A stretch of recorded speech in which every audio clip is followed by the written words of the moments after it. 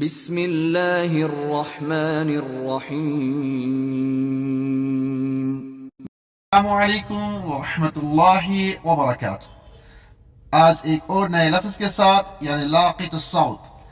لاقط الصوت microphone کو کہتے ہیں، مائک کو کہتے ہیں، چاہے وہ کالر مائک ہو یا پھر جو ہماری مساجد میں مائک استعمال ہوتی ہے اس کو لاقط الصوت کہتے ہیں۔ صرفی و نحوی وضاحت یعنی السمات الصرفیہ اس کی اس طرح ہے۔ قسم الکلمہ، کلمے کی قسم کون سی ہے؟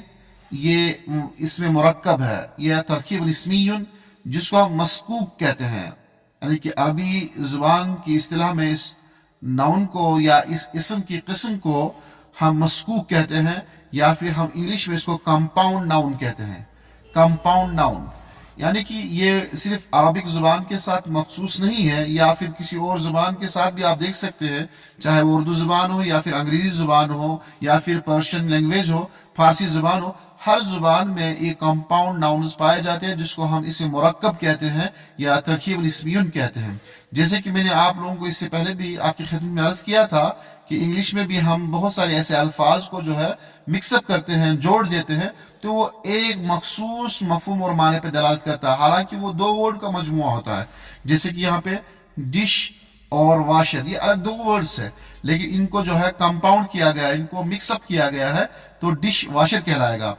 رین پھر فال، رین فال اس کے اپنے معنی ہو جاتے ہیں۔ پھر اس طرح ہیئر کٹ، تو اس طرح جو ہے انگلش میں بھی، اردو میں بھی، کسی بھی زبان میں آپ ایسے الفاظ کا ایک اچھا خاصا ذخیرہ پائیں گے جن کو مرکب کیا گیا ہو، جن کو ایک دوسرے کے ساتھ جوڑ دیا گیا تو پھر ایک مخصوص معنی پہ دلالت کرتا ہے۔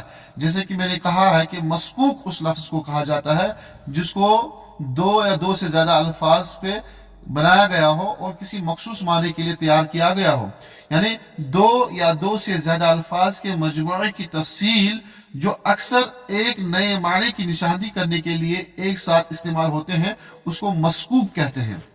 الجزر اس لفظ کی، اس ورڈ کی جو اس کا روٹ ورڈ جو ہے، یعنی کہ الجزر اس کا جو روٹ ہے یا اس کا جو مادہ ہے، لیس لہا جزر، جیسے کہ میں نے کہا جو مرکب لفظ ہوتا ہے اس کا کوئی روٹ ورڈ نہیں ہوتا ہے۔ المیزان اس کا وزن کیا ہے؟ لیس لہا میزان، جب اس کا روٹ ورڈ ہی نہیں ہے تو اس کا وزن بھی نہیں ہے، لیس لہا میزان۔ النوع جنس کے اعتبار سے یہ لفظ کیا ہے؟ جنس کے اعتبار سے یہ لفظ مذکر ہے، النوع مذکر، یہ لفظ مذکر ہے۔ اب رہا مسئلہ جمع واحد اور مثنیٰ کا، یہ کون سی کیٹیگری میں آتا ہے کہ اس میں جمع سالم یا جمع تکسیر بھی آتی ہے؟ نہیں، جمع سالم جمع تکسیر سے یہ خالی ہے، یہ صرف واحد لفظ ہی استعمال ہوتا ہے جو جمع مثنیٰ اور جو ہے واحد پہ یکساں دلالت کرتا ہے۔ البیانات الدلالیہ، اب اس لفظ کو جو ہم کیا کہیں گے کہ کیا یہ معرب ہے، دخیل ہے؟ نہیں، لفظ جو ہے یہ اصیل ہے، یعنی کہ عربی زبان کا یہ اپنا ذاتی لفظ ہے یہ۔ الحق الدلالی، اور اس کا معنی میدان کیا ہے؟ اجہزۃ، یعنی کہ یہ جو ہے مطلب کہ ایکوپمنٹس وغیرہ کے لیے استعمال ہوتا ہے، یعنی کہ ایکوپمنٹ کے اس فیلڈ میں یہ دلالت کرتا ہے یہ لفظ۔ الموضوع، موضوع اس کا عام ہے، کوئی مخصوص موضوع نہیں ہے اس کا۔ مستوى الاستخدام، اور یہ اس کا استعمال جو ہے متوسط ہے، یہ نہ زیادہ نہ زیادہ کم، یعنی کہ اس کا استعمال جو ہے متوسط ہے۔ اور میں نے اس لفظ کو اپنے یہاں جملے میں استعمال کیا ہے، آپ دیکھ سکتے ہیں نیچے کیا لکھا ہے؟ لاقط الصوت هو جهاز يعمل على تحويل الصوت الى طاقة كهربائية۔ پھر ایک بات دیکھیں آپ، لاقط الصوت هو جهاز يعمل على تحويل الصوت الى طاقة كهربائية، یعنی لاقط الصوت ایک ایسا آلہ ہے جو آواز کو برقی توانائی میں تبدیل کرتا ہے۔ لاقط الصوت یا مائکروفون ایک ایسا آلہ ہے جو آواز کو برقی توانائی میں تبدیل کرتا ہے۔